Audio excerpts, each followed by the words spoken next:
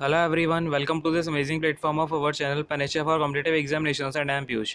तो आज की क्लास में हम कवर करने वाले हैं अपना सेट नंबर 7। जैसा कि आपको पता ही है, अपना सेट नंबर 7 का पार्ट 1 हो चुका था और अब हम सेट नंबर 7 का पार्ट 2 करेंगे। एंड ये हमारा चल रहा है एसएससी सीएचएसएल का क्रैश कोर्स। और बेसिकली अगर आप अपने सीपीओ का एग्जामिनेशन भी देना है तो उसके लिए भी आप ये जो सेशंस होते हैं इनको देख सकते हो, क्योंकि इसमें जो क्वेश्चंस है ना वो मतलब जो आपके रिसेंट ट्रेंड में आ रहे हैं, चाहे वो सीजीएल का एग्जामिनेशन हो चाहे सीपीओ का एग्जामिनेशन हो, जो आपके क्वेश्चंस आ रहे हैं जिस ट्रेंड पे उस ट्रेंड पे ही आपके यहाँ पर क्वेश्चंस कराए जाते हैं। ठीक है ना। तो खैर अब सेशन को शुरू कर लेते हैं। और इसके अलावा अगर आपने और भी सेशंस नहीं देखे हैं तो वो जाके आप स्टार्टिंग से पार्ट नंबर 1 से देखना, सेट नंबर 1 से, क्योंकि सारे के सारे क्वेश्चंस आपको मैं कहीं ना कहीं इस तरीके से करवा रहा हूँ जिससे कि आपके पूरे के पूरे जो टाइप्स हैं वो कवर हो जाएं।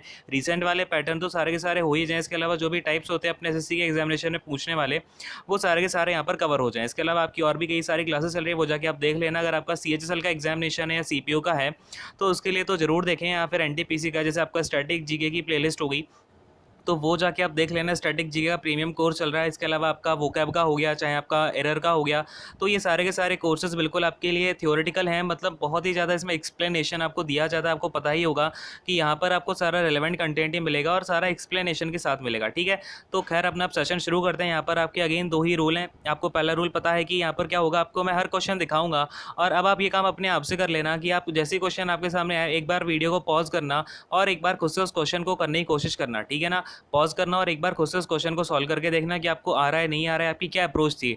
और आज के क्वेश्चन जो होने वाले हैं वो काफ़ी अच्छे लेवल के होने वाले हैं, तो एक आधा दो तीन क्वेश्चन नहीं बने तो परेशान मत हो जाना। ठीक है ना। उसकी अप्रोच समझना और जो अप्रोच मैं आपको सिखाने वाला हूँ आज दो तीन क्वेश्चन में अच्छी अच्छी अप्रोच मिलेगी, वो आप उनको नोट डाउन जरूर करते जाना। ठीक है ना। अपने साथ में पेन पेपर लेके बैठा करो, ये नहीं कि बस खाली हाथ आ गए और बढ़िया आराम से लेक्चर चल रहा है। ठीक है। तो खैर और दूसरी वाली बात यह है कि मैं जब भी आपसे कोई फॉर्मूला पूछता हूँ, बोलता हूँ समझ में आया कि नहीं आया, बोलो हाँ या ना, तो आपको वो सारा आंसर भी देना है। ठीक है ना। जहाँ भी बैठे हो ये मत सोचना मैं आपके सामने नहीं हूँ, यही समझ के चलना कि मैं आपके सामने बढ़िया बैठ के पढ़ा रहा हूँ। ठीक है। खैर अब देखो अपना जो क्वेश्चन नंबर 1 है इसको आप पॉज करके ट्राई करो। ये रहा आपके सामने ऑप्शंस। और इसके बाद अब देखो इस क्वेश्चन में हमें क्या बोला गया है, the prices of two articles are in the ratio 4:5। यानी कि जो आर्टिकल हैं दो, उनकी जो प्राइस का रेशियो है वो अपना 4:5 है, कोई दिक्कत नहीं है। इसके बाद sorry, if the price of the first article is increased by X%। अब क्या किया, ये मैंने 4 जो रुपीज़ थे ना इसे मैंने इंक्रीज़ करके ये वाली जो प्राइस थी कुछ करके मैंने X% यहाँ पर इंक्रीमेंट लगा दिया। ठीक है। इसके बाद में जो दूसरा वाला आर्टिकल है उसमें मैंने डिक्रीज़ कर दिया, उसकी जो प्राइस थी उसको डिक्रीज़ करके मैंने कितना किया भाई, 30% इसको मैंने डिक्रीज़ कर दिया। अब देखो अगर मैंने इसको 30% डिक्रीज़ किया हुआ है तो मुझे एक बात बताओ, तो 50 का 70% कितना होगा। अब देखो 5 है ना, ये 5 का 30% इसमें चला गया, यानी कि बचा कितना होगा 5 का 70%। तो 5 का 70% एक बार देखते हैं तो कितना हो जाता है, ये आपका 3.5 आता है कि नहीं आता है, बोलो हाँ। ठीक है ना। तो ये कितना बचेगा, अब जो इसकी प्राइस होगी 3.5 हो गई होगी। ठीक है ना। इतनी सी बात यहाँ तक क्लियर हुई कि नहीं हुई, बोलो हाँ। ठीक है ना। इसके बाद क्या बोल रहा है, then the new prices of A and B will be in the ratio 10:7। यानी कि अब जो ए और बी का नया रेशियो निकल के आ रहा है उनका रेशियो आ रहा है 10:7 का। लेकिन मैंने देखा कि भाई मेरा जो यहाँ पर वैल्यू निकल के आ रही है 3.5 है, यानी कि ये क्या है बेसिकली 7 का मैंने हाफ कर दिया। अब अगर यहाँ पर मैंने 7 का हाफ किया हुआ है और रेशियो में अगर मैं इसको भी हाफ कर देता हूँ तो रेशियो यहाँ पर अगेन अपना मेंटेन हो जाएगा, कोई दिक्कत नहीं है, बोलो हाँ कि नहीं, क्लियर हो रही है इतनी सी बात। तो ये 10 का हाफ कर दूंगा, कितना आ जाएगा 5। तो मैं जो 10:7 का रेशियो है उसको मैं 5:3.5 भी लिख सकता हूँ कि नहीं लिख सकता हूँ। किसी कोई दिक्कत परेशानी हो रही हो तो अपनी समस्या कमेंट सेक्शन जो है आपका या फिर आपका जो लाइव चैट का ऑप्शन चल रहा है वहाँ पर अपनी समस्या जो है लिखने की कष्ट करें। ठीक है। खैर ये आपका आ गया 5:3.5। ठीक है। अब क्वेश्चन में क्या पूछ रहा है कि वैल्यू ऑफ एक्स बता दें। अब देखो 4 था आपका, ये इंक्रीमेंट होके 5 हो गया, यानी कि अगर मैं आपसे बोलूँ कितना इंक्रीमेंट हुआ है तो 1 का हुआ है, कितने से हुआ है तो 4 से हुआ है। परसेंटेज मुझे निकालनी है, परसेंटेज इंक्रीमेंट, तो इंटू में मैं 100 और कर देता हूँ। देखो 4 का 100 में हम डिवाइड कर देंगे तो आएगा 25, यानी कि कितना परसेंटेज इंक्रीमेंट हुआ है, 25% अपना इंक्रीमेंट हुआ है। तो एक्स की वैल्यू कितनी हो जाएगी, 25 हो जाएगी कि नहीं हो जाएगी, बोलो हाँ। ठीक है ना। क्लियर हो गया, कोई समस्या तो नहीं आ रही है। देखें भाई ऑप्शंस में अपना 25 है क्या, हाँ भाई अपना ऑप्शन नंबर सी जो है यहाँ पर बिल्कुल करेक्ट आंसर हो जाएगा, ये सी वाला। ठीक है। कहाँ जा रहा है ये पेन आज। देखो अगले क्वेश्चन पर आते हैं, क्वेश्चन नंबर 2 देखते हैं। ठीक है। आज की क्लास का बेसिकली ठीक है, ये आपका अच्छा क्वेश्चन है, इसको फटाफट से एक बार देखो और इसे सॉल्व करने की कोशिश करो। ठीक है। ये क्वेश्चन आप खुद से करो, नहीं तो आपको माता रानी पाप दे देगी, मैं बता दे रहा हूँ पहले ही, समझे। जब तक खुद से करोगे नहीं, अपने हाथ से जब तक कलम नहीं चलाओगे तब तक सिलेक्शन तो भूल जाओ। और मुझे बस सीरियस एस्पिरेंट ही चाहिए, और ये नहीं है कि आप बस मतलब कुछ भी करते जा रहे हो, मतलब ऐसे मजे में बैठ के मजा आ रहा है तो देख रहे हो। ठीक है। ये सारी चीज़ें नहीं करनी है। सिलेक्शन हो रहा है आपका कट थ्रोट, मतलब जो कॉम्पिटिशन है बिल्कुल कट थ्रोट कॉम्पिटिशन हो चुका है। तो इसमें अगर आपको बने रहना है तो सीरियसली मेहनत तो करनी पड़ेगी। ठीक है। खैर ये क्वेश्चन है आपका और ये रहे आपके सामने ऑप्शंस, बताओ जरा इसमें क्या आंसर आएगा। आई होप कि आपने ट्राई किया होगा। अब देखो इसका जो सबसे बेस्ट मेथड है वो हम यहाँ पर देखते हैं। अपना क्या बोल रहा है, the total number of students in section A and B of a classes 110, यानी कि आपकी एक क्या है, एक क्लास है जिसमें कि आपके दो सेक्शंस हैं, एक सेक्शन ए है और एक सेक्शन आपका बी है। ठीक है, एक सेक्शन ए है और एक सेक्शन आपका बी है। अब देखो यहाँ पर क्या हो रहा है, the number of students in section A is 10 more than that of section B. अब जो सेक्शन ए के बच्चे हैं वो 10 ज़्यादा हैं बी से। अब मैंने यहाँ पर एक चीज़ देखी, ये देखो साइड में अपना एक काम करते हैं कि ए प्लस बी मुझे पता है, ए सेक्शन और बी सेक्शन मिलाकर टोटल बच्चे कितने हैं, 110 हैं। और अब मुझे एक बात और पता चली कि ए के जो सेक्शन के बच्चे हैं वो 10 ज़्यादा हैं सेक्शन बी से, यानी कि ए इक्वल टू बी प्लस 10 है। तो अगर मैं ए की वैल्यू बी प्लस 10 यहाँ पर डाल देता हूँ या फिर मैं ऐसे भी देखना चाहूँ तो मुझे क्या पता चलेगा, ए आपका कितना हो जाएगा, ए अगर अपना यहाँ पर हो जाता है 60 तो बी कितना हो जाएगा, बी अपना 50 हो जाएगा। कोई दिक्कत परेशानी समस्या आ रही हो तो बताएं। ठीक है, तो ए और बी के मुझे नंबर्स पता चल गए हैं यहाँ पे। ठीक है, अब अगर मैं इसका रेशियो देखना चाहूँ, ए और बी के नंबर्स का रेशियो कितना हो जाएगा, तो 6:5 हो जाएगा। यहाँ तक कोई परेशानी दिक्कत आ रही हो तो बताओ। ठीक है, क्लियर हो गया। अब इसके बाद क्या बोल रहा है, the average score of the student, wait a second, the average score of students in B in a test is 20% more than that of student in A। यानी कि जो सेक्शन बी वाले बच्चे हैं ना, उनका किसी टेस्ट में जो एवरेज स्कोर है वो 20% ज़्यादा है सेक्शन ए वालों से। यानी कि 20% का मतलब देखो क्या होता है, 1/5 होता है ना। तो यानी कि अगर ए वालों का 5 है तो बी वालों का कितना होगा, 6 होगा कि नहीं होगा। तो लेट से मैंने यहाँ पर लिख दिया ए वालों का अगर आपका 5 है, ये क्या है भाई, देखो अब अगर ए वालों का 5 है और इसे मैं 5x लिख देता हूँ, ठीक है, तो बी वालों का कितना हो जाएगा, 6x हो जाएगा कि नहीं हो जाएगा, बोलो हाँ। क्योंकि ये रेशियो में है तो मैंने यहाँ पर एक कांस्टेंट ले लिया, दिक्कत परेशानी तो नहीं हुई। अब देखो अब इन्होंने क्या बोला है, if the average score of all the student in a class is 72। अब मैंने क्या किया, मैंने सोचा मुझे ए वालों का अलग से एवरेज पता है, बी वालों का अलग से एवरेज पता है, और इन दोनों का जब एवरेज मिला दिया जाता है तो वो वाला एवरेज ही मुझे पता है। तो जब भी आपको इस तरह की कंडीशन दिख जाए, आपको पता होना चाहिए यहाँ पर मुझे एलिगेशन लगाना है। दो चीज़ें जब भी मिलाई जाती हैं तो वहाँ पर अपना ऑलवेज एलिगेशन लगता है। ठीक है, तो यहाँ पर मुझे पता है कि इन दोनों का जो कंबाइंड एवरेज है, यानी कि टोटल क्लास का जो एवरेज है वो 72 मुझे यहाँ पर दे रखा है। अब पूछ रहा है कि what is the average score of students in A. ठीक है, अब देखो कब आपका यहाँ पर क्या होता है, जैसे 5x है, ये 6x है, तो इन दोनों के बीच का जो डिफरेंस होता है ना, इन दोनों के बीच में अगर आप डिफरेंस देखोगे कितना होगा, x होगा। ठीक है ना, और मुझे पता है कि ए वाली क्लास के बच्चे और बी वाली क्लास के बच्चे, इन दोनों का जो रेशियो है वो अपना 6:5 है। कैसे है, क्योंकि ए में आपके 60 बच्चे हैं, बी में आपके 50 बच्चे हैं, इन दोनों के बच्चों का रेशियो कितना हो गया, 6:5 हो गया कि नहीं हो गया। और इन दोनों का जो डिफरेंस होता है ना, वो पता है किसके इक्वल होता है, वो जो आपका रेशियो आ रहा होता है उस रेशियो के टोटल के इक्वल होता है। बात को समझना, बात की गहराई को बड़े ध्यान से।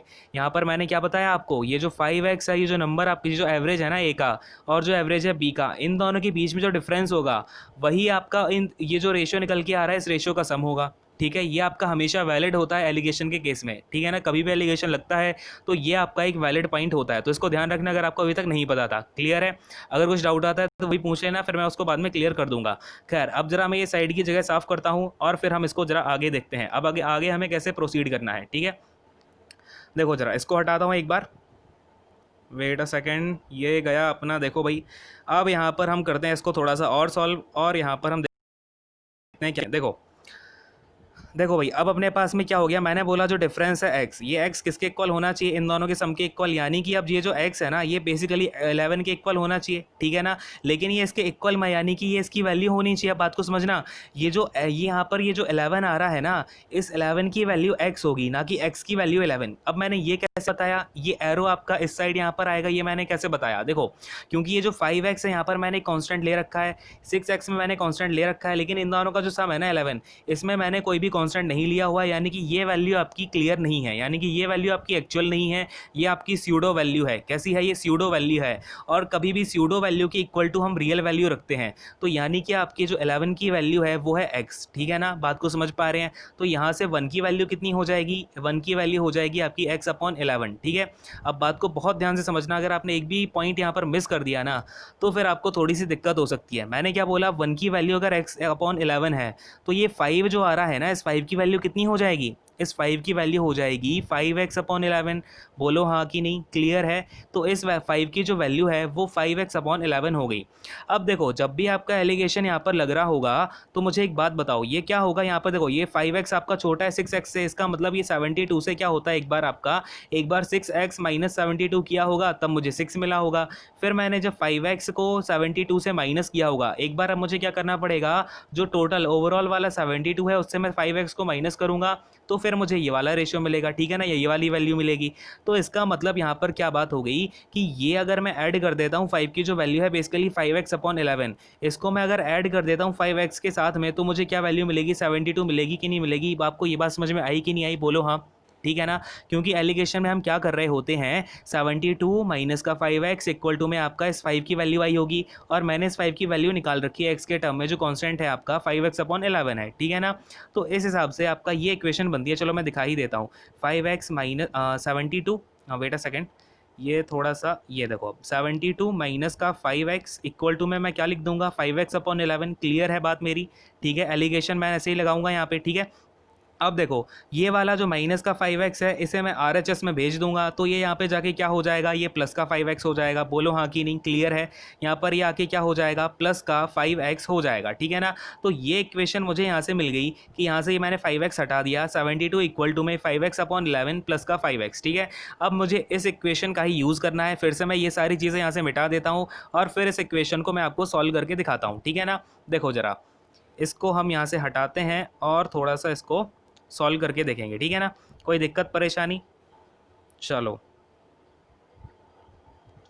वेट अ सेकेंड, ये हम यहाँ से हटाते हैं। अब देखो यहाँ पर आपको ये बात समझ में आई कि नहीं आई कि यहाँ पर हमने एलिगेशन का यूज़ कैसे किया। बड़ा ही प्यारा इस क्वेश्चन में यूज़ हो रहा है आपका एलिगेशन, ठीक है ना।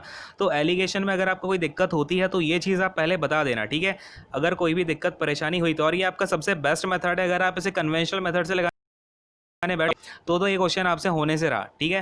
खैर देखो यहाँ पे ये क्या हो गया अपना कि मुझे यहाँ से पता चला 5x प्लस का 5x/11 इक्वल टू में है मेरे पास में 72, ठीक है ना। ये मैंने प्लस का साइन लगा रखा है। अब अगर मैं इसे ऐड करता हूँ तो ये कितना हो जाएगा अपना 60x/11 इक्वल टू में 72 हो जाएगा, ठीक है ना।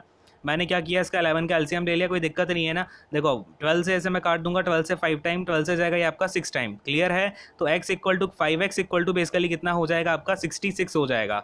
अब देखो मुझे क्वेश्चन में क्या पूछा गया है, क्वेश्चन में देखते हैं तो what is the average score of students in class ए। तो भैया स्टूडेंट जो क्लास ए में है उनका एवरेज आप अगर यहाँ पे देखोगे तो आपको क्या दिख रहा है, 5x ही तो दिख रहा है। और मुझे वैल्यू इसका मतलब किसकी निकालनी है, 5x की वैल्यू निकालनी है। और मैं 5x की यहाँ पर वैल्यू निकाल चुका हूँ, कितनी आ गई है, 66 आ गई है। तो यहाँ से मुझे क्या पता चल गया, जो स्टूडेंट हैं क्लास ए में उनका एवरेज स्कोर आपका 66 आ रहा है, ठीक है। तो ये बात आपको सारी चीज़ें यहाँ पर क्लियर हो गई, समझ में आया कि नहीं आया, क्वेश्चन बताएं जरा। काफ़ी अच्छा क्वेश्चन है और ऐसा क्वेश्चन अगर आ गया तो मतलब धुआं उड़ा देगा ये क्वेश्चन, ठीक है ना। और ये आपका क्वेश्चन आ चुका है ऑलरेडी प्रीवियस ईयर में, ठीक है। चलो इसका आंसर देखते हैं जरा एक बार ऑप्शंस में कि ये 66 है भी कि नहीं है। तो ऑप्शन नंबर 1 यहाँ पर आपका बिल्कुल राइट आंसर हो जाएगा। अगले क्वेश्चन पर आते हैं, क्वेश्चन नंबर आपका थर्ड वन ये रहा। देखो क्या बोल रहा है अपना ये question, area of a field in the shape of a triangle with all sides with each side x meters is equal to the area of another triangular field, ठीक है। यानी कि आपका ट्राइंगल है, यानी कि एक फील्ड है जो किस शेप में है, ट्राइंगल के शेप में है, उसका एरिया दूसरी जो ट्राइंगुलर फील्ड है उसके इक्वल है, जिसकी साइड्स क्या है भाई 50 मीटर, 70 मीटर और इसके बाद आपकी 80 मीटर, ठीक है ना। तो अब हमें निकालना क्या है, यहाँ से x की वैल्यू यहाँ पे हमें निकालनी है, ठीक है। ये एक बार आप खुद से ट्राई करो, ठीक है। ये आपके ऑप्शंस रहे, एक बार खुद से फटाफट ट्राई कर लो। देखो अब इस क्वेश्चन को मैं समझाता हूँ, आई होप कि आपने ट्राई कर लिया। अगर नहीं किया है तो अपने साथ में धोखा मत करो, ठीक है। खैर, the area of the field in the shape of a triangle. देखो गलत करो सही करो डजेंट मैटर्स। कुछ बच्चे क्या सोचते हैं, ये तो मुझे आता ही नहीं है, मैं ट्राई क्या करूँ, ठीक है।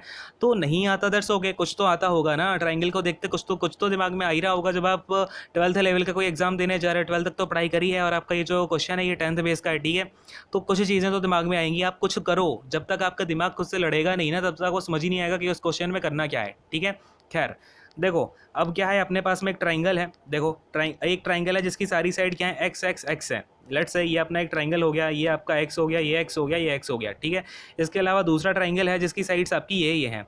अब अगर मुझे दूसरे वाले ट्राइंगल का एरिया निकालना हो तो मैं यहाँ पर आपका हेरोन्स फॉर्मूला लगाऊंगा कि नहीं लगाऊंगा, क्योंकि यहाँ पर मुझे इन साइड है पता है, ठीक है ना। और अगर मैं इन साइड का देखता हूँ तो 5 7 8 ये आपका कोई पाइथागोरियन ट्रिपलेट भी नहीं बन रहा है, तो यहाँ पर हम पाइथागोरियन ट्रिपलेट से भी नहीं लगा पाएंगे, ठीक है। तो हमें यहाँ पर हीरोन्स फॉर्मूला ही लगाना पड़ेगा। और हमें पता है इन दोनों जो ट्राइंगल है इनका एरिया इक्वल है। तो देखो सबसे पहले इसका अगर मैं सेमी जो आपका दूसरा वाला ट्राइंगल है इसका सेमी पैरीमीटर निकालता हूँ तो 50 + 70 + 80 कितना हो जाएगा आपका ये 200 हो जाएगा, ठीक है ना। 200/2 कितना होता है 100 होता है। तो यहाँ से आपका जो सेमी पैरीमीटर है वो 100 आ गया। आपको पता है ना कि जो हीरोन्स फॉर्मूला होता है आपका उसमें जो एरिया निकलता है कितना होता है एस इंटू में एस माइनस ए इंटू में एस माइनस बी और आपका इंटू में एस माइनस सी होता है। ये बात पता है कि नहीं पता है? हाँ भाई। तो देखो यहाँ पर आपका सेमी पैरामीटर कितना आ गया 100 आ गया। तो फटाफट से 100 इंटू में 100 माइनस का 70 करोगे 30 आ जाएगा, 100 माइनस 80 करोगे 20 आ जाएगा, इसके अलावा 100 माइनस 50 करोगे तो 50 आ जाएगा, ठीक है ना। यहाँ से अगर मैं निकालता हूँ तो 2 0 ये आपका एक 10 आ जाएगा बाहर। ये स्क्वायर रूट से हम बाहर लेके आ रहे हैं चीज़ों को, ये आपके 2 0 चलेगा, एक और 0 बाहर आ गया। इसके अलावा अब ये क्या हो जाएगा 5 2 10 और ये 30 हो जाएगा, ठीक है। तो यहाँ से कुछ बाहर आ पाएगा क्या? नहीं आ पाएगा। एक आ 0 और आएगा क्या? हाँ भाई ये देखो 5 2 10 हो जाएगा, फिर आपका एक 0 यहाँ पे है तो एक आपका यहाँ पर आ जाएगा और अंडर रूट में 3 रह जाएगा, ठीक है। बात को समझ पा रहे हैं? तो यहाँ पर आपका जो वैल्यू आ गई है एक ट्राइंगल के एरिया की वो आ गई है 1000√3, ठीक है। ये बात क्लियर हो गई। अब इसे हटाता हूँ। √3 है ये किसके इक्वल हो जाएगा? ये इक्वल टू में हो जाएगा आपका दूसरा वाला जो इक्विलेटरल ट्रायंगल है जिसकी साइड्स आपकी x मीटर है। इक्विलेटरल ट्रायंगल का जो एरिया होता है वो क्या होता है √3/4 इंटू में a² आपकी साइड होती है, यहाँ पर हमारी साइड x है तो x² के इक्वल हो जाएगी। कोई दिक्कत परेशानी? वेट अ सेकेंड, ये हो गया आपका x, ठीक है। अब ये देखो √3 से √3 कैंसिल आउट हो जाएगा, x² इक्वल टू में आपका कितना आ जाएगा x² आ जाएगा आपका 4000 के इक्वल, ठीक है। तो यहाँ से मेरा जो x है वो कितना निकल के आ जाएगा अंडर रूट का 4000, ठीक है। अब ये देखो अंडर रूट का 4000 में से अगर मैं बाहर निकालता हूँ तो ये अंडर रूट बाहर आपका 20 तो आ जाएगा, लेकिन अंडर रूट में आपका ये 10 रह जाएगा, ठीक है। अब आपको जब इस क्वेश्चन के आप ऑप्शंस देखोगे ना तो आपने ऑप्शंस देखोगे आपको समझ में आया होगा। यहाँ पर आप जो √10 है इसकी वैल्यू एज्यूम नहीं कर सकते। यहाँ पर आपको पता होनी चाहिए कि जो √10 है उसकी वैल्यू होती क्या है पर्टिकुलर। तो बात को समझो, यहाँ पर आपका एसएससी बहुत ही ज़्यादा कैलकुलेशन के मामले में एडवांस होता जा रहा है। इसलिए मैं आपसे हमेशा बोलता हूँ 30 से कम 30 से लेकर 35 तक के स्क्वायर तो याद करके रखो। स्क्वायर हो गए, क्यूब हो गए, टेबल्स हो गई, और आप रूट भी याद करके रखो कम से कम 20 तक के स्क्वायर रूट्स को, ठीक है ना। तो यहाँ पर आपका जो √10 का स्क्वायर रूट होता है वो होता है 3.16, ठीक है। अगर आपको ये वैल्यू नहीं पता होती ना तो एग्जाम में ये क्वेश्चन तो आपसे होने से रहा था। आपको हो सकता है सारी चीज़ समझ में आ गई हो, लेकिन यहाँ पर अगर आप √10 की वैल्यू निकालने बैठ जाओगे, अगर आपको ऑलरेडी नहीं आती होगी तो ये क्वेश्चन ले जाएगा टाइम आपका काफ़ी ज़्यादा, और एक आध क्वेश्चन इसके चक्कर में छूट ही जाएगा, ठीक है। तो ये हो जाएगा आपके इधर 20 इंटू में 3 इंटू 3.16, इसको अगर आप इंटू करते हो कितना आ जाएगा ये 632 यानी कि 6.32, और अगर पॉइंट मेरा 0 से उस साइड चला जाएगा तो 63.2 जो है आपका निकल के आ जाएगा क्या? तो x की वैल्यू यहाँ पर आपकी 63.2 निकल कर आ जाएगी। क्लियर है? बात समझ में आ रही है कि नहीं आ रही है? बोलो हाँ, ठीक है। तो अगर मैं ऑप्शंस को देखता हूँ तो 63.2 यहाँ पर है। हाँ भाई, ऑप्शन नंबर बी आपका बिल्कुल राइट आंसर है। देखो अगर आप वहाँ पर थोड़ी सी वैल्यू एज्यूम करते तो आपका 62.4 के आसपास आ जाता। अगर आप कुछ भी छोटी मोटी वैल्यू एज्यूम कर लेते तो यहाँ पर बड़ी ही दिक्कत है। तो आप चीज़ों को समझो, कैलकुलेशन का लेवल काफ़ी अच्छा हो रहा है, इसलिए मैं आपसे बोलता भी हूँ कि आप अपने आप में कैलकुलेशंस को करो, ठीक है। चलो खैर अगले क्वेश्चन पर आते हैं, ज़्यादा बातें नहीं करते हैं। देखो अगला क्वेश्चन अपने पास ये है, काफ़ी अच्छा क्वेश्चन है, इसको फटाफट से ट्राई करो। और ये रहे इसके ऑप्शंस आपके सामने, ठीक है ना। बोलो भाई इसका आंसर क्या आ रहा है? तो देखो भाई यहाँ पर अपने पास गिवन क्या है, सबसे पहले x² प्लस का 8x माइनस 1 और ये x³ माइनस x की पावर -1 की होल पावर -1, ठीक है। तो सबसे पहले इसको अगर मैं देखता हूँ, उसे देख के मेरे मन में क्या विचार आता है कि मैं इस पूरी इक्वेशन में इधर भी x से डिवाइड कर दूँ, इधर भी x से डिवाइड कर दूँ, तो बेसिकली ये तो 0 बना रहेगा। यहाँ पर क्या हो जाएगा आपका x माइनस का 3 माइनस का 1/x इक्वल टू में 0 है। तो यहाँ से मुझे x minus 1/x equal to क्या मिल जाता है? 0 मिल जाता है, ठीक है। सॉरी 3 मिल जाता है, ठीक है ना। तो ये बात मुझे यहाँ से पता चल गई। अब देखो अगर मैं इसको देखता हूँ, मुझे फाइंड आउट क्या करना है। इसको अगर मैं लिखता हूँ तो ये हो जाएगा x² प्लस का 8x माइनस 1, ठीक है। और इसके बाद अपॉन में आ जाएगा, देखो पावर -1 है ना, इसका मतलब इसके अपॉन में आएगा, ये हो जाएगा x³ प्लस का 1/x, ठीक है ना। कोई दिक्कत परेशानी यहाँ तक? कोई दिक्कत नहीं है। अब मैं करूँगा क्या, तो दोनों इक्वेशंस में आपका मैं 1/x से मल्टीप्लाई कर देता हूँ। देखो ऊपर मैं जो न्यूमरेटर है उसमें भी 1/x से मल्टीप्लाई कर रहा हूँ, जो आपका डेनोमिनेटर है उसमें भी मैं 1/x से मल्टीप्लाई कर रहा हूँ। कोई दिक्कत परेशानी तो नहीं हो रही किसी को? देखो अब अगर मैं इसको अंदर लेके जाता हूँ तो ये हो जाएगा x प्लस का 8 माइनस का 1/x, क्लियर है। और इसके अलावा जो आपका डिनोमिनेटर है वो क्या बन जाएगा, तो एक्स स्क्वायर प्लस का 1/x²। अब मैंने देखा भाई मेरे पास क्या गिवन था, x माइनस का 1/x गिवन है, तो यहाँ से अपना यहाँ का काम तो चल जाएगा, लेकिन मुझे क्या चाहिए, अब x² प्लस का 1/x² चाहिए। तो कोई दिक्कत नहीं है, निकाल लेते हैं एक बार। ये देखो अगर मैं यहाँ पर क्या करता हूँ, दोनों साइड होल स्क्वायर कर देता हूँ, क्या हो जाएगा आपका ये x² प्लस का 1/x² और ये हो जाएगा -2। अब देखो बेसिकली क्या हो जाएगा, ये -2 इधर आएगा तो मैं इसको ऑलरेडी उस साइड ही भेज देता हूँ। 3 का स्क्वायर 9 और इधर जो -2 आया था यहाँ पर आके +2 हो गया, कोई दिक्कत परेशानी, इक्वल टू में आ गया आपका 11। तो यहाँ पर अगर मैं वैल्यूज़ डाल देता हूँ तो x माइनस 1/x तो हो जाएगा आपका क्या, ये हो जाएगा आपका 3 और ये ऊपर हो जाएगा प्लस में 8 अपॉन में क्या आ जाएगा, ये आपका यहाँ पर x² प्लस 1/x² 11 आया हुआ है। 8 प्लस 3 कितना होता है भाई 11 होता है, अपॉन में 11, 11 अपॉन 11 क्या हो जाएगा आपका 1 हो जाएगा, ठीक है ना, कट जाएंगे दोनों।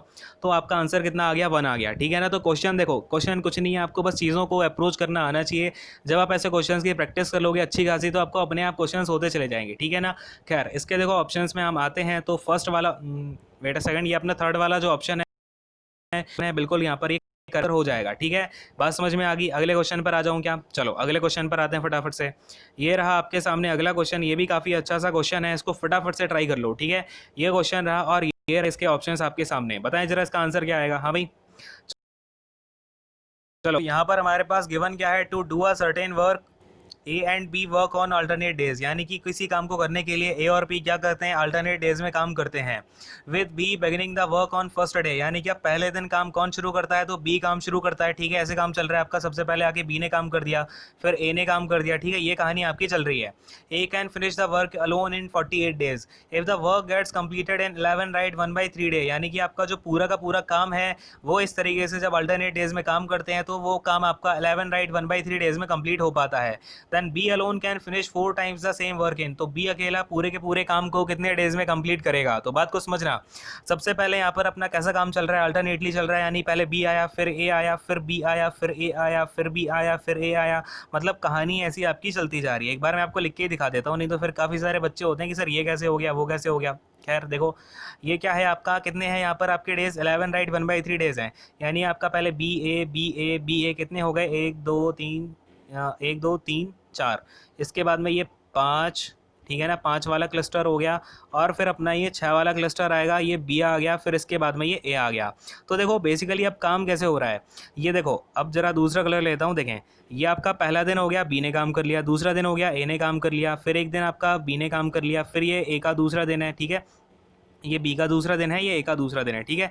फिर बी का ये कौन सा दिन है, तीसरा दिन है, ए का तीसरा दिन है, फिर ये बी का चौथा दिन है, ए का चौथा दिन है, बी का पाँचवा दिन, ए का पाँचवा दिन, बी का छठवां दिन, और ए का कौन सा है ये, अब देखो ए का कौन सा दिन हो रहा है, ये जो लास्ट में आपका 11 राइट 1/3 डे लिखा हुआ है, यानी कि अब ये जो ए है ना, इसने आके पूरे 5 दिन, इसने आके ना पूरे दिन काम नहीं किया, ओनली 1/3 डे काम किया है, ठीक है। तो अब अगर मैं यहाँ पर देखता हूँ तो ए ने टोटल काम कितने दिन किया है, तो 1 दिन, 2 दिन, 3 दिन, 4 दिन, 5 दिन और प्लस में 1/3 डे, यानी कि ए ने आपका 5 राइट 1/3 डेज काम किया हुआ है। क्लियर है, इतनी सी बात आपको समझ में आ रही है क्या। ये बात आपको मैं 1 सेकंड में ही बता सकता था, लेकिन हो सकता है कुछ बच्चों को दिक्कत हो जाए, तो मैंने बहुत ज़्यादा एक्सप्लेन कर दिया इसको, ठीक है ना। तो जिन बच्चों को आता था उनसे माफ़ी चाहूँगा कि मैंने आपका थोड़ा सा टाइम ले लिया, वैसे माफ़ी वाली कोई बात नहीं, समझ में तो आ ही गया होगा, है भाई। देखो 5 राइट 1/3 डे हो गया। अब इसके बाद में जो बी है, बी ने बाकी 6 डेज आपका काम किया हुआ है, ठीक है ना। तो आपको डेज़ का ब्रेकअप पता चल गया। अब देखो इसको मैं हटा देता हूँ एक बार। देखो ए ने काम कितने दिन किया है, 5 राइट 1/3 डेज, यानी कि आपका कितना डेज हो गया, ये 16/3 डेज इसने काम किया हुआ है। लेकिन मुझे पता है कि जो जो ए है ना, वो पूरा का पूरा काम 48 डेज में कर लेता है, यानी कि ये जो टोटल वर्क है ना, ये जब मिलके काम कर रहे थे तो ए ने कितना प्रोपोर्शन वर्क किया है, कितना रेशियो वर्क किया है। तो बात को समझना, 16/3 दिन काम किया आउट ऑफ 48 डेज, जो उसकी पूरी की पूरे डेज में काम कर सकता था। तो ये कितना हो जाएगा, 16 3 और ये 3 का मल्टीप्लाई इसमें होगा, यानी कि 1/9 काम जो है ये ए ने किया है। तो बचा हुआ जो 8/9 काम होगा ना, वो 8/9 काम किसने किया होगा, बी ने किया होगा। बात समझ रहे हो क्या, बात क्लियर हो पा रही है मेरी। देखो ए ने 16/3 डेज काम किया, लेकिन वो पूरा काम 48 डेज में कर सकता था, मतलब उसने काम कितना किया है, 1/9 काम किया है। तो बचा हुआ जो 8/9 काम है वो बी ने किया कितने दिन में, तो ये 6 डेज मुझे पता है, बाकी के कितने बचे दिन थे, 6 डेज काम किया था ना बी ने। तो बी ने 6 डेज में 8/9 काम किया है। तो मुझे एक बात बताओ, 4 टाइम्स द सेम वर्क, तो 4 वर्क कितने दिन में कर लेगा, तो बात को समझना। अब 8/9 काम कर लिया 6 डेज में, तो 4 काम कितने दिन में कर लेगा? 6 इंटू में 9/8 इंटू में यहाँ पर 4 आ जाएगा। ठीक है, बात समझ में आ रही है? क्लियर हुआ? बोलो हाँ फटाफट से। ये हो जाएगा 4 टू 9 3 कितना हो जाएगा? 27। तो बी जो है आपका 4 गुना काम 27 डेज में खत्म कर पाएगा। ठीक है, तो ये क्वेश्चन आपका दिखने में जितना बड़ा दिख रहा था ना, आपको थोड़ा सा यहाँ पर दिमाग लगाएंगे तो बहुत ही छोटा सा क्वेश्चन है ये। ठीक है, तो अपना यहाँ पर आंसर क्या हो जाएगा? यहाँ पर आपका ऑप्शन नंबर कौन सा है? ये सी वाला जो ऑप्शन है बिल्कुल यहाँ पर राइट आंसर हो जाएगा। क्लियर है? बात समझ में आ गई क्या? चलो अगले क्वेश्चन पर आते हैं। आपका ये रहा अगला क्वेश्चन आपके सामने, फटाफट से इसको सॉल्व करो। ये तो बढ़िया छोटा सा क्वेश्चन है, फटाफट से कर डालो इसको। ठीक है ना? देखो अब यहाँ पर अपने सामने क्वेश्चन क्या है, a shopkeeper sells an item for ₹492। ठीक है, after allowing 18% discount on its marked price, यानी कि वो मार्क प्राइस पर कितना डिस्काउंट, 18% डिस्काउंट दे देता है। तो कितने का पड़ता है चीज़ आपको? ₹492 का। तो अब बात को समझना, यहाँ पर आपकी एक होती है एमपी और फिर बनती है इससे एसपी। ठीक है ना? तो अब जो एसपी है वो आपकी 492 है, इसके ऊपर डिस्काउंट कितना दिया गया है? तो डिस्काउंट दिया गया है 18% का। तो बात को समझना, अगर 18% का डिस्काउंट दिया गया है, एक बार दूसरा कलर का यूज़ कर लेता हूँ। देखो ये अगर मेरा एमपी 100 रुपये का होता तो ये मैंने कितने का बेचा हुआ है? अब 82 रुपीज़ का, यानी कि 82 की वैल्यू अगर आपकी 492 है तो 100 की वैल्यू कितनी हो जाएगी? तो बात को समझना है यहाँ पे, 82 6 जा होता है आपका 492। ठीक है ना? तो ये हो गया 6 टाइम्स, यानी कि 100 की वैल्यू कितनी हो जाएगी आपकी? 600 हो जाएगी। क्लियर हो गई बात इतनी सी? तो मुझे पता चल गया मेरा जो मार्क्ड प्राइस है यानी कि जो एमपी है वो 600 रुपीज़ है। इसके बाद वो क्या बोल रहा है, had he not allowed any discount, यानी कि अब वो जो उसका एमपी आ गया ना 600 रुपीज़, इसके ऊपर अगर वो एक भी डिस्काउंट ना देता, एक भी रुपये ना देता डिस्काउंट, तो उसको कितना प्रॉफिट हो जाता? 20% का प्रॉफिट हो जाता कॉस्ट प्राइस पे। यानी कि अब अगर मैं बात करता हूँ, लेट्स से अब मेरे पास में क्राइटेरिया आ गया, अब ये सीपी है और मैं एमपी बोल दो, चाहे इसे आप एसपी बोल दो, सेम प्राइस पर ही बेच रहा हूँ मैं एमपी की, कोई दिक्कत नहीं है। तो ये जो 600 रुपीज़ है ये मेरा प्रॉफिट है कितना? तो 20% का प्रॉफिट मिलने के बाद में, यानी कि अगर मेरा सीपी 100 है तो मेरा एमपी एसपी 120 होना चाहिए था। तो 120 की वैल्यू मेरे पास 600 है, तो 1 की वैल्यू कितनी हो जाएगी? 5 हो जाएगी। तो 100 की वैल्यू कितनी आ जाएगी? हाँ भाई बोलो, 1 की वैल्यू 5 तो 100 की वैल्यू 500। बोलो हाँ कि नहीं? बोलो फटाफट से। क्लियर है ना? तो सीपी अपना कितना आ गया? 500 रुपीज़ जो है अपना सीपी निकल करके आ गया। समझ में आ गया? इजी सा क्वेश्चन है ना? देखो इसके ऑप्शंस क्या क्या है भाई। ऑप्शंस में आपका जो ऑप्शन नंबर ए है ₹500, ये आपका यहाँ पर बिल्कुल राइट आंसर हो जाएगा। अगले क्वेश्चन पर आते हैं, क्वेश्चन नंबर नेक्स्ट देखते हैं। ये आपके सामने अब डीआई का क्वेश्चन आ गया, इसको मैं आपको बता देता हूँ क्या क्या बोल रहा है। The total production of type A cars in 2011, जो आपकी टाइप ए कार है 2011 ये आपका 69 है। इसके अलावा क्या है, type C car and type E car in 2012, यानी कि 2012 में आपकी टाइप सी और टाइप ई। ठीक है ना? तो इन दोनों का एक साथ लेना है, यानी कि ये हो जाएगा आपका 45। और इसके अलावा क्या गिवन है 2012 का, वेट अ सेकेंड, 2012 का सी वाला तो हो गया अपना 45, और क्या बोला था ई वाला कितना हो जाएगा भाई? ये अपना 61 हो जाएगा। ठीक है, अब अगर मैं इन सबको ऐड कर देता हूँ, ये आ जाएगा आपका 175। अब क्या बोल रहा है कि ये जो है कितना परसेंटेज है total production of type B car during 2010 to 2014। तो टाइप बी का अगर मैं इन सबको ऐड कर देता हूँ तो आपका 64 68 52 56 40, इनको अगर आप ऐड करोगे तो ये कितना आ जाएगा? 0, और फिर अपने पास में कैरी आ जाएगी 2, तो ये हो जाएगा 28। यानी कि वो पूछ रहा है कि जो 175 है वो 280 का कितना परसेंटेज है। तो कोई दिक्कत नहीं है, 175 अपॉन का 280 और हम इंटू में करा देते हैं 100, तो इससे मुझे परसेंटेज का पता चल जाएगा। 0 से 0 कैंसिल आउट हो जाएगा, 7 से आपका जाएगा 4 जा, 7 2 जा, 7 5 जा, और अगर आप इससे काटते हो तो ये कितना चला जाएगा? 4 से जाएगा आपका 2.5 टाइम्स। ठीक है, तो 25 इंटू में 2.5 कितना हो जाएगा? 62.5 हो जाएगा कि नहीं हो जाएगा? क्योंकि 25 का स्क्वायर 625 होता है। ठीक है, तो ये 62.5% आपका आंसर निकल के आएगा। ऑप्शंस में एक बार चेक कर लो, ऑप्शन नंबर आपका कौन सा है? जो ऑप्शन नंबर सी है आपका बिल्कुल राइट आंसर हो जाएगा यहाँ पे। क्लियर है? बात समझ में आ गई? अगले क्वेश्चन पर आते हैं। ये रहा आपका, अब देखो ट्रिग्नोमेट्री का क्वेश्चन है, काफ़ी बढ़िया क्वेश्चन है। देखो इसे, अब इसे कैसे करना है, एक बार मैं रेड पेन लेता हूँ तभी मजा आएगा। देखो ये क्या है भाई, अब अपने पास में एक इक्वेशन दे रखी है, हमें यहाँ पर के की वैल्यू फाइंड आउट करनी है। तो देखो अब सबसे पहले यहाँ पर आपको जो काम करना होता है, आपने ये वाले टाइप के क्वेश्चंस आई होप कि किए होंगे, नहीं किए हैं तो समझ लो। कभी भी आपका टेन थीटा सेक थीटा में आ जाए, कॉसेक थीटा और आपका कॉट थीटा में आ जाए, साइन थीटा और कॉस थीटा में आ जाए, ठीक है, सारी फॉर्म मैंने बता दी हैं। हमेशा उसमें आपको न्यूमरेटर में 1 की जगह पे जो उनके बीच का रिलेशन होता है, जैसे टेन थीटा और सेक थीटा के बीच में क्या होता है, sec square theta minus tan square theta होता है 1। ठीक है, तो यहाँ पर आपको ये रिलेशन यहाँ पर डाल देना है। ठीक है, फिर इसके अपॉन में क्या हो जाएगा, ये टेन थीटा प्लस का सेक थीटा और अपना ये माइनस का वन। ठीक है, क्लियर है। अब देखो, अब अपने को काम क्या करना है, ये इक्वल टू वन अपॉन के है ही सही, इसको आप अंडरस्टूड रखोगे ही। अब देखो ये जो सेक स्क्वायर थीटा माइनस का टेन स्क्वायर थीटा लिखा हुआ है, इसको मैं इस तरीके से लिख सकता हूँ क्या? देखो बहुत ज़्यादा मैं आपको एक्सप्लेन करके दिखाता हूँ, आई डोंट थिंक कि आपको इतना ज़्यादा एक्सप्लेन करना चाहिए, क्योंकि अब आप छोटे बच्चे हो नहीं। ठीक है, ये देखो सेक थीटा माइनस का टेन थीटा और इसमें क्या हो जाएगा, इंटू में सेक थीटा प्लस थीटा, ऐसे लिख सकते हो कि नहीं लिख सकते हो? प्लस का ये है आपका टेन थीटा। ठीक है, और अपॉन में आ जाएगा क्या, तो अपॉन में आ जाएगा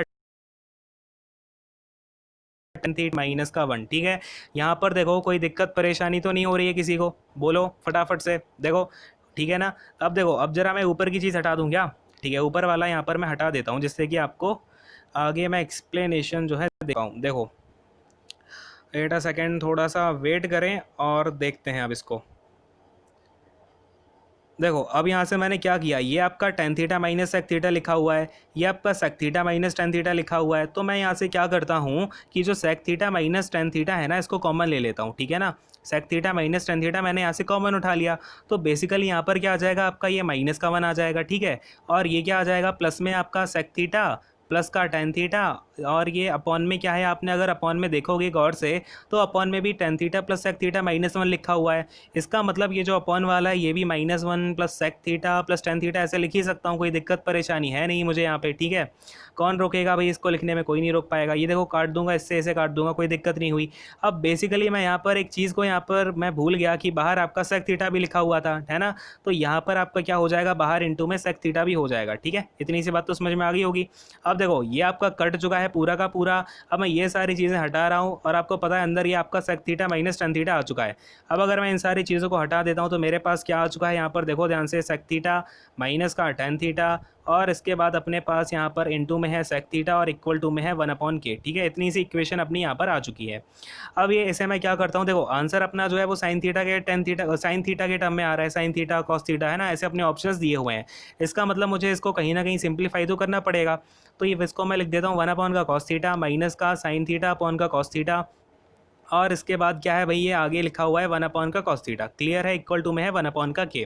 कोई दिक्कत नहीं है, यहाँ से मैं क्या कर लूँगा, ये वन अपॉन का कॉस थीटा कॉमन निकाल लेता हूँ, तो बाहर आ जाएगा वन अपॉन का कॉस स्क्वायर थीटा। ठीक है ना, और अंदर हो जाएगा आपका ये वन माइनस का साइन थीटा। क्लियर है, इतनी सी बात, इक्वल टू में है वन अपॉन का के।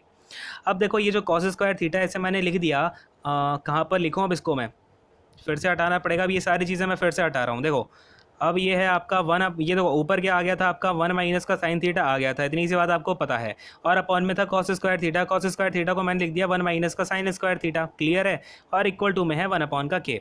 अब देखो ये है वन माइनस का साइन थीटा, अब वन माइनस का sine theta sine square theta को मैंने लिख दिया वन माइनस का साइन थीटा और इंटू में वन प्लस का साइन थीटा। कोई दिक्कत? देखो कितना ज़्यादा छोटे छोटे स्टेप भी आपको दिखाने पड़ रहे हैं, क्या ही बोलूँ मैं। ये हो गया इक्वल टू वन अपॉन के, तो यहाँ से के की वैल्यू कितनी आ जाएगी, वन प्लस का साइन थीटा आ जाएगी कि नहीं आ जाएगी, बोलो हाँ। क्लियर है, बहुत ज़्यादा मैंने इसको एक्सप्लेन कर दिया। अब इसके ऑप्शंस को देख लो, वन प्लस का जो साइन थीटा अपना यहाँ पर बिल्कुल राइट आंसर हो जाएगा। ठीक है ना, देखो ये अपने सारे के सारे option sine theta cos theta में है कि नहीं है। क्लियर है, चलो अगले क्वेश्चन पर आते हैं, क्वेश्चन नंबर नेक्स्ट देखते हैं। ये रहा आपके सामने, फटाफट से इसको ट्राई करो। और मैंने जब आपको सीजीएल वाले क्वेश्चन पेपर कराए हैं सारे 18 सेट, उसमें मैंने आपको इस तरीके क्वेश्चन कराने का सबसे बढ़िया रामबाण फॉर्मूला दे चुका हूँ। रामबाण क्या होता है, पनेशिया, पनेशिया क्या अपने चैनल का मेन मोटो ही है। ठीक है, खैर थोड़ा सा फुटेज भी ले लेते हैं। देखो ये क्या है अपना, इस क्वेश्चन को फटाफट जरा ट्राई करें। ठीक है, करो फटाफट से। तो देखो भाई अब अपने पास यहाँ पर गिवन क्या है कि कॉस स्क्वायर थीटा माइनस का कॉस थीटा प्लस का टू इक्वल टू में साइन स्क्वायर थीटा के। ठीक है ना, और थीटा की जो वैल्यू है वो 0 से 90 के बीच में लाई करती है। और अब इस टाइप के क्वेश्चंस में मैंने आपको बता रखा है, अब या तो आपको क्या करना पड़ेगा, ये आपको इक्वेशंस बना के सॉल्व करना पड़ेगा। ठीक है ना, वो मेथड आपको मैं बताऊँगा नहीं अभी। ठीक है, वो मेथड तो बेसिक सही है, आई होप कि सारे लोग जानते होंगे। ठीक है, अब जो मेन मेथड है यहाँ पर आपका, वो आप समझना। आई होप कि आपने जो सारी क्लासेस हैं वो देखी होंगी, अगर आपको पता चल गया होगा। ठीक है ना, आपको ऐसे करना है, नहीं देखे तो एक बार देख लो। कभी भी आपका ये जैसे कॉस थीटा आ गया, ये साइन थीटा है, और यहाँ पर आपका एक कॉस स्क्वायर थीटा और ये अपना प्लेन कॉस थीटा लिखा हुआ है without any power of two. ठीक है ना, तो इस केस में हमें क्या करना होता है, हमें यहाँ पर कॉस थीटा की ऐसी वैल्यू लेनी है जिसमें आपका कॉस थीटा, यानी हमें थीटा की ऐसी वैल्यू लेनी है जिसमें आपका कॉस थीटा क्या हो, ये आपका विदाउट रूट कोई वैल्यू हो। क्यों मैंने ऐसा क्यों बोला है, क्योंकि यहाँ पर आपका सामने क्या है, साइन स्क्वायर थीटा है, यानी कि आपकी अगर कोई भी रूट की वैल्यू आएगी तो वो कैसी बन जाएगी, विदाउट रूट बन जाएगी, नहीं बन जाएगी, बोलो हाँ। ठीक है, यानी कि अपना इक्वल टू में विदाउट रूट वाला नंबर आएगा। तो यहाँ पर मैं यानी कि रूट वाला कोई नंबर ले ही नहीं सकता, यहाँ पर जो भी वैल्यू आएगी वो आपकी सिंपल आएगी, विदाउट रूट वाली वैल्यू आएगी। और मुझे पता है ऐसी वैल्यू एक ही पॉसिबल है जिसमें थीटा इक्वल टू क्या होगा, आपका 60 डिग्री होगा, यानी कि थीटा 60 डिग्री, तो वहाँ पर आपका कॉस थीटा कितना हो जाएगा, कॉस थीटा इक्वल टू हो जाता है आपका 1/2। और अगर मैं साइन थीटा की बात करूँ, साइन 60 की, तो वो होता है आपका √3/2। ठीक है ना, एक बार यहाँ पर हम चेक भी कर लेते हैं वैल्यूज़ को डाल के। यहाँ पे देखो कॉस 60 डिग्री डाला तो यहाँ पर आपका हो गया ये 1/4, माइनस का क्या हो जाएगा, ये 3 इंटू में 1/2। ठीक है ना, ये हो गया आपका 3 इंटू में 1/2, और प्लस में है 2, इक्वल टू में क्या आना चाहिए, इक्वल टू में ये आना चाहिए अपना √3/2 का होल स्क्वायर करोगे तो कितना आ जाएगा, 3/4 आ जाएगा। ठीक है ना, क्लियर है। अब देखो यहाँ पर अगर मैं बात करता हूँ तो अपॉन में यहाँ पर 4 है। ठीक है, तो यहाँ पर मैं नीचे इंटू 2 कर दूंगा, यहाँ भी इंटू 2 कर दूंगा। ठीक है, और यहाँ पर भी मैं ऊपर इंटू में 4 कर दूंगा और इसमें अपॉन में 4 कर दूंगा। इससे क्या होगा, अपना बेस सबका 4 बन जाएगा और कैलकुलेशन करने में थोड़ा इजी हो जाएगा आपके लिए, मेरे लिए, दोनों के लिए। ठीक है ना, अब देखो ये 4 हो गया, यानी कि अगर मैं एलसीएम 4 ले लेता हूँ तो यहाँ से 1 माइनस का ये ऊपर कितना आ जाएगा, 6 आ जाएगा, और ये प्लस में कितना हो गया भाई, 4 2 जा 8। ठीक है, तो ये इक्वल टू में कितना निकल के आएगा, 8 - 6 2, और अपना ये 2 + 1 हो जाएगा 3, और अपॉन में है 4, तो 3/4। यहाँ पर भी आपका 3/4 LHS RHS इक्वल, यानी कि यहाँ पर मेरा थीटा इक्वल टू 60 डिग्री रखना बिल्कुल वैलिड है, ये वैल्यू हमारी यहाँ पर बिल्कुल सेटिस्फाई कर रही है।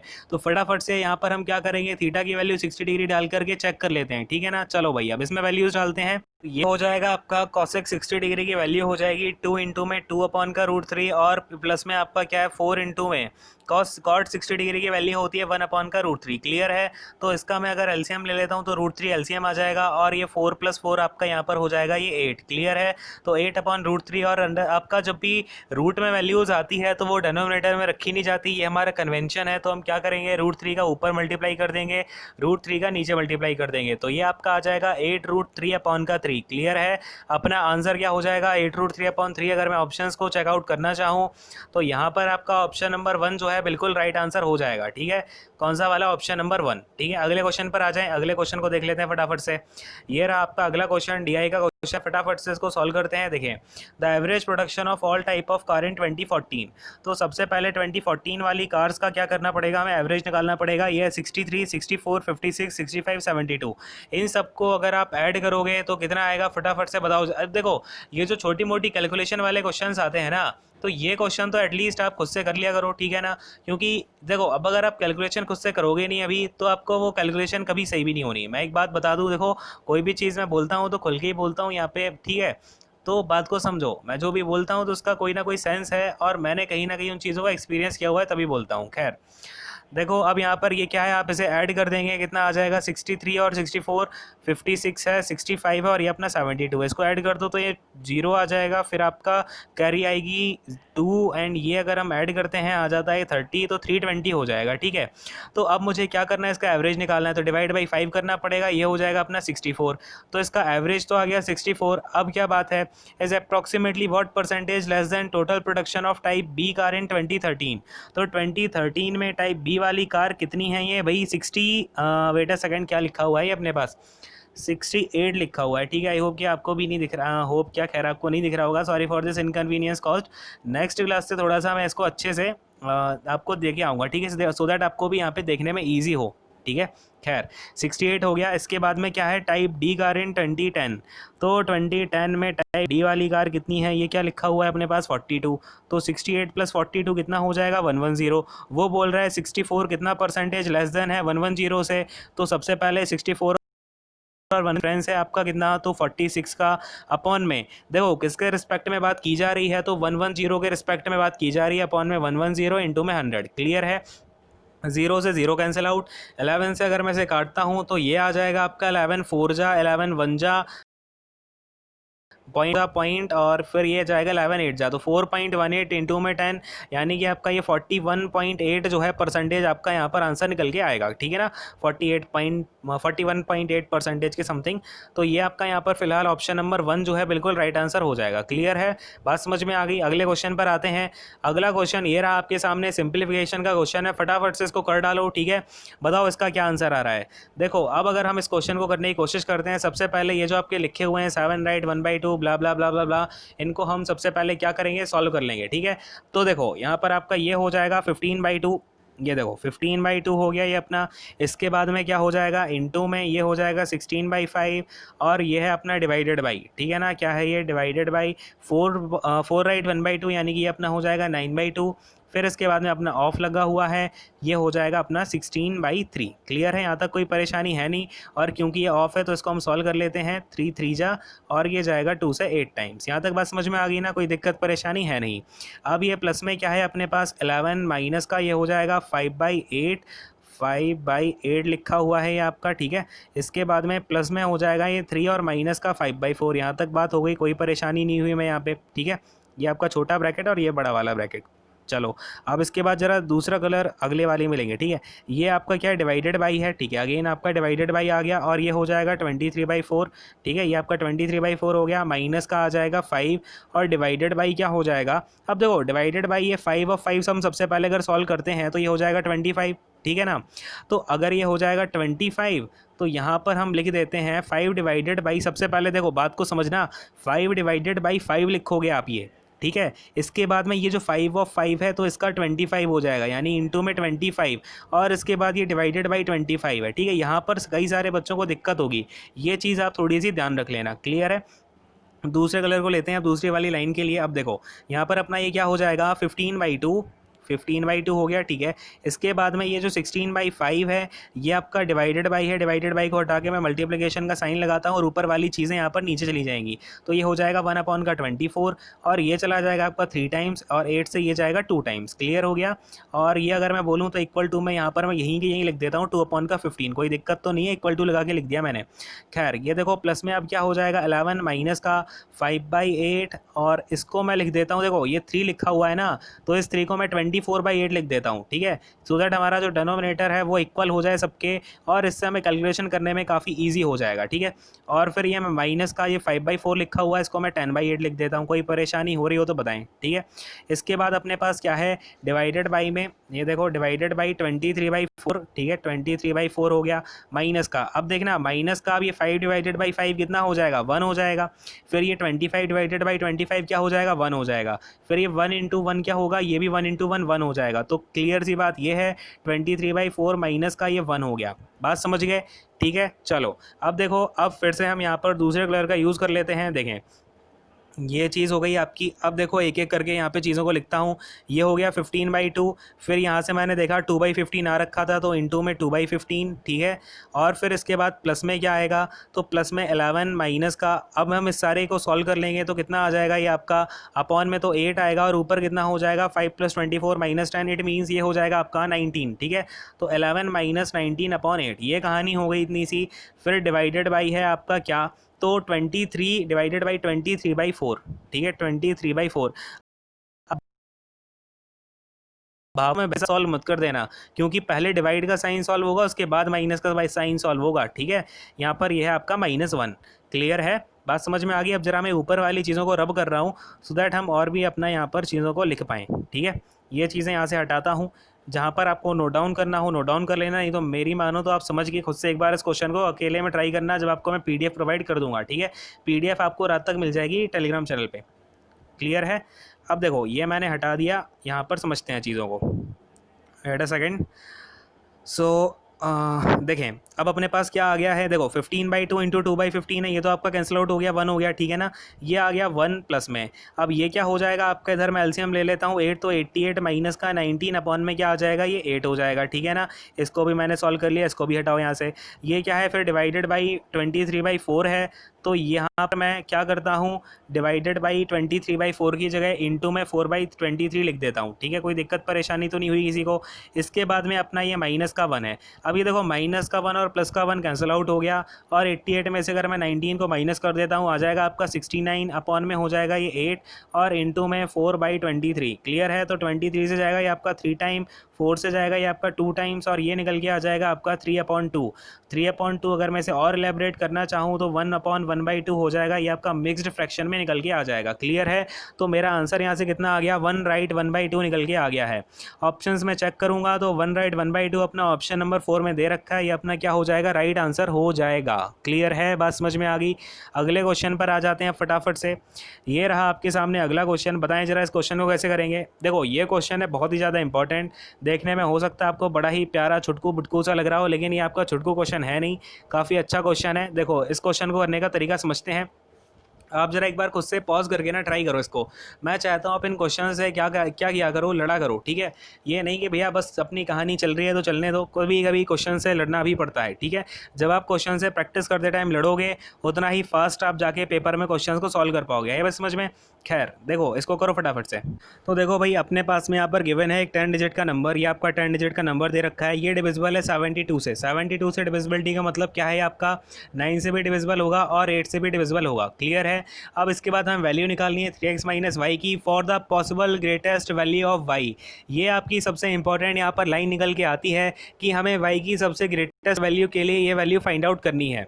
तो अब बात को समझना, मुझे वाई की ग्रेटेस्ट वैल्यू तभी तो मिलेगी जब मुझे एक्स के बारे में कुछ पता हो।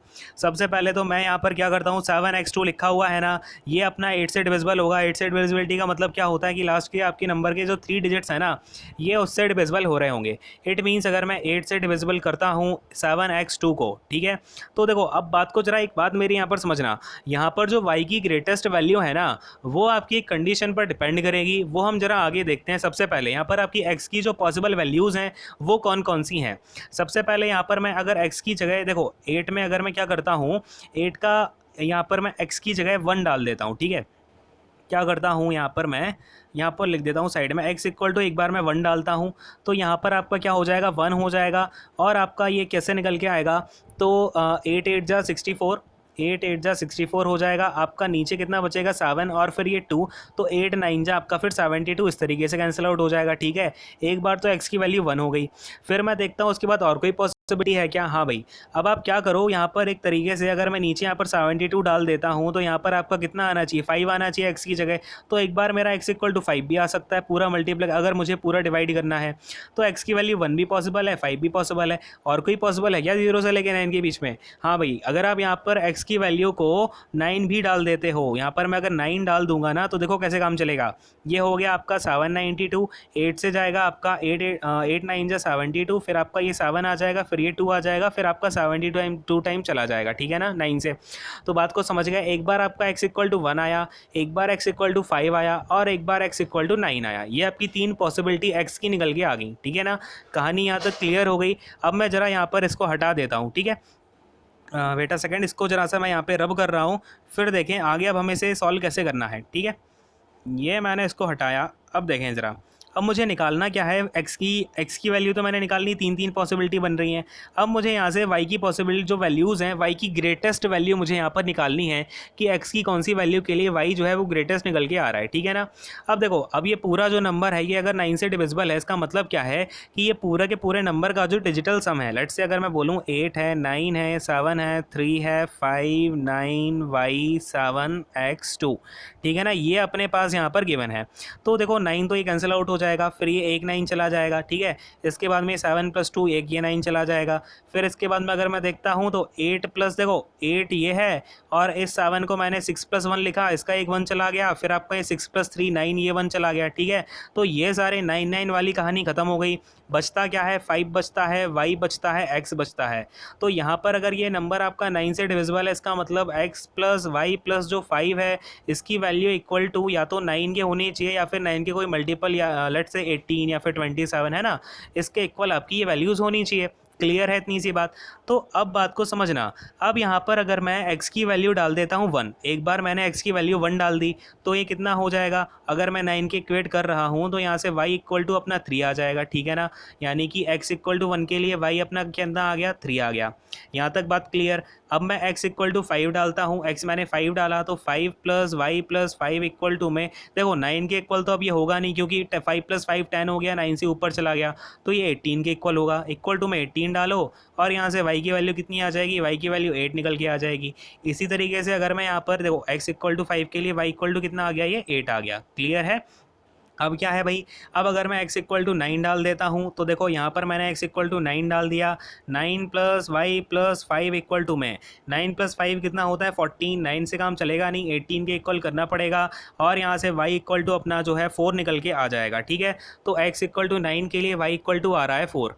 तो आपने यहाँ पर देखा कि जो y की मैक्सिमम वैल्यू है वो x इक्वल टू 5 पर आ रही है। ठीक है ना, किस पर आ रही है, x इक्वल टू 5 पर y की वैल्यू 8 आ रही है। अब कुछ बच्चे क्या होते हैं कि सर क्या करो, आप x की वैल्यू मिनिमम डाल दो तो वहाँ से y की वैल्यू मैक्सिमम आ जाती है। तो आप देख रहे हो ना, सारी बातें आपके सामने हैं। x इक्वल टू आप 1 डाल रहे हो तो y इक्वल टू 3 आ रहा है, y की वैल्यू सबसे छोटी होगी, x भी छोटा y भी छोटा।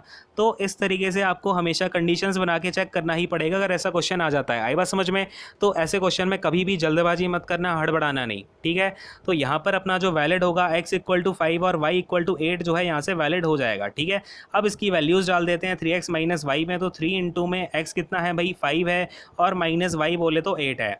5 3 जा 15 माइनस 8 इक्वल टू कितना हो जाएगा, ये इक्वल टू अपना 7 निकल करके आ जाएगा। यानी हमारा राइट आंसर क्या होगा भाई 7 अपना यहाँ पर राइट आंसर निकल के आ जाएगा। अगर मैं ऑप्शंस को देखता हूँ तो ऑप्शंस में आपका ऑप्शन नंबर सी यहाँ पर बिल्कुल राइट आंसर हो जाएगा। बात समझ में आ गई, क्लियर हो गया।